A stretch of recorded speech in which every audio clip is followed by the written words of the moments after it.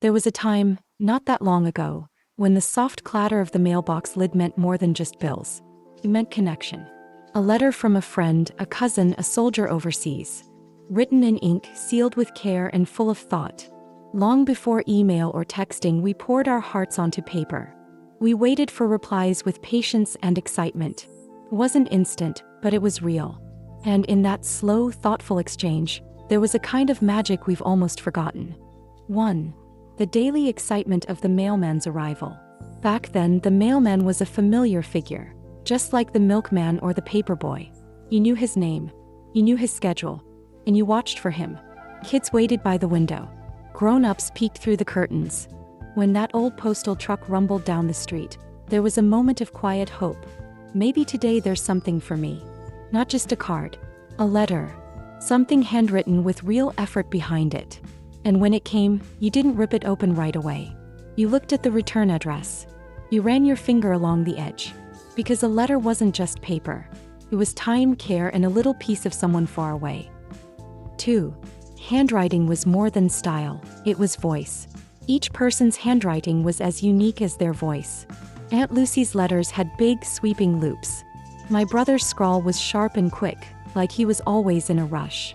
Some people wrote with pencil. Some with fountain pens that left little ink smudges at the bottom of the page. You could tell their mood, their energy, their age, even if they were left-handed, just by how the words sat on the paper. Unlike today's typed messages, handwriting felt alive. It carried emotion between the lines. It made you pause, read slower, and feel closer to the person who wrote it. 3. Pen pals, strangers who became family. Many of us started with pen pals through school or magazines. It was just a fun idea at first, writing to someone in a different state or even another country. But over time, something deeper grew. I wrote to a girl in Kansas for 15 years. We never met in person, but I knew her dog's name, her favorite pie, and how her father passed away. We shared secrets, birthdays, heartbreaks. In some ways, she knew me better than my neighbors. Because in letters, we shared what really mattered.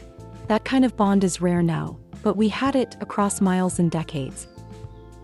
For Evening Letters by Lamplight. There was something peaceful about writing a letter in the evening. The house quiet, cup of tea beside you, the smell of paper and ink. You'd sit down not just to write but to reflect. You thought before you put pen to paper. You remembered details. You described things fully because the person reading couldn't just call and ask. You painted pictures with words. You signed it with love or maybe a little doodle. You folded it carefully, sealed the envelope, and felt like you'd just spoken to someone you missed. It was intimate, almost sacred. 5. Photos, perfume, and pressed flowers. Letters often carried more than just words. A small photo tucked inside. A ticket stub from a local fair. A pressed violet from your garden. Some even sprayed a bit of perfume on the envelope, just a touch. I remember getting a letter that smelled like lilacs, and instantly it felt like spring. These little things made the letter feel like a package. A gift. Something to keep in a drawer and read again and again. You couldn't delete a letter. You kept it. Sometimes forever. 6. The family mail drawer. Every household had one. A drawer, a box, or a tin, where important letters lived. Love letters, letters from sons in Vietnam, letters from your mother after you left home. They were kept like treasure. You didn't throw them away. You reread them in quiet moments. You showed them to the kids when they were old enough. And when someone passed, those letters became their voice. A way to hear them again. Today we have inboxes, but they don't feel the same. They don't last like a letter in your grandmother's handwriting. 7. The joy of stationery and stamps. Going to the store to buy new stationery was a small joy. You'd pick paper with tiny roses in the corner, or matching envelopes with gold trim. You had a favorite pen, maybe a fountain pen you refilled with ink. And stamps. Each one a tiny work of art. You chose them carefully. Flags for July, snowflakes for December.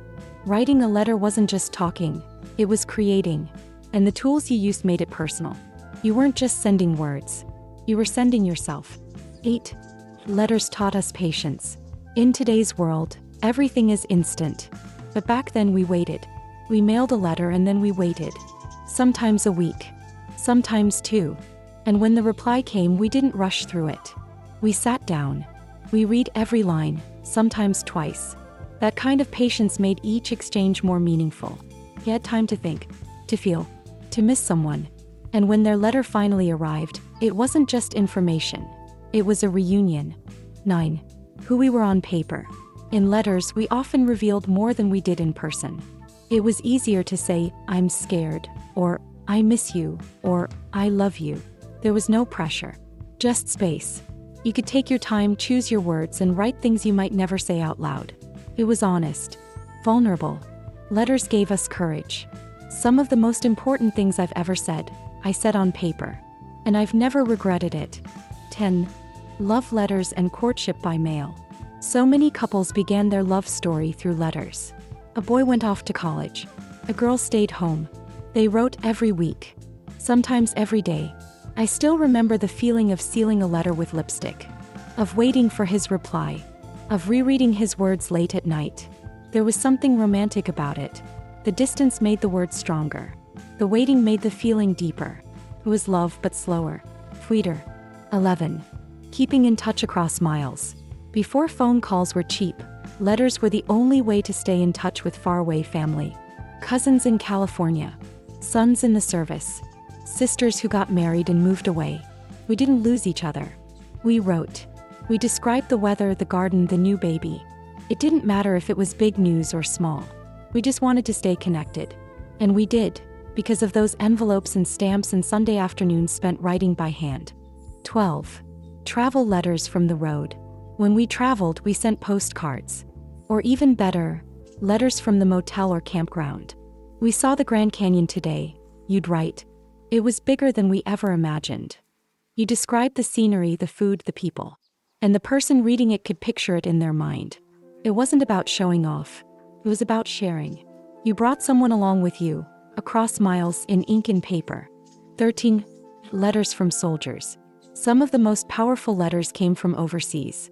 Young men in uniforms writing home between shifts. Mothers writing back with photos, prayers, and stories from the neighborhood. Those letters carried fear, hope, and love. They were read aloud at dinner tables, passed from hand to hand, and often they were kept in boxes for generations. They were proof of survival, of longing, of the human spirit. 14. Letter writing was a skill we honored. We learned how to write proper letters in school. Dear Sir, with love, sincerely yours. We practiced our penmanship. We learned to structure a thought, and those skills followed us through life. It wasn't just etiquette, it was art. A well-written letter could comfort, persuade, uplift. It had rhythm, voice, heart, mattered. 15. Why we still keep them. Even now, many of us still have old letters. In drawers, in shoeboxes, tied with ribbons. Some are stained with time, some with tears. But we keep them, because they remind us of who we were and who loved us.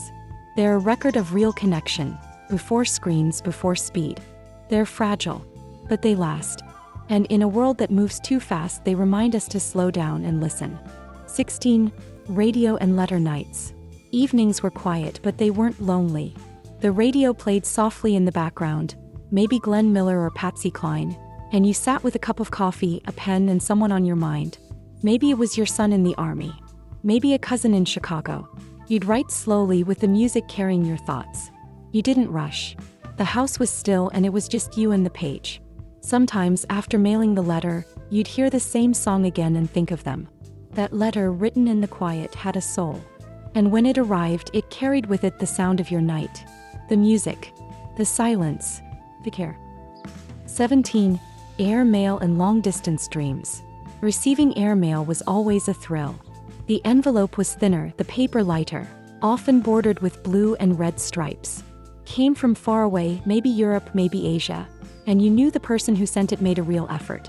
Every word was carefully chosen. Maybe it came from a friend stationed overseas, or from a relative who had moved across the ocean. The distance made it precious. You'd hold it delicately, almost like a relic. Airmail felt like a bridge across continents, connecting hearts. And because it traveled so far, it felt almost magical when it landed in your hands. And maybe that's what we miss most today, not just the letters but the slowness of it all. The waiting, the thinking, the heart that went into each word. In those folded pages we found pieces of each other. We held them close. We reread them on quiet nights. They reminded us that someone somewhere was thinking of us.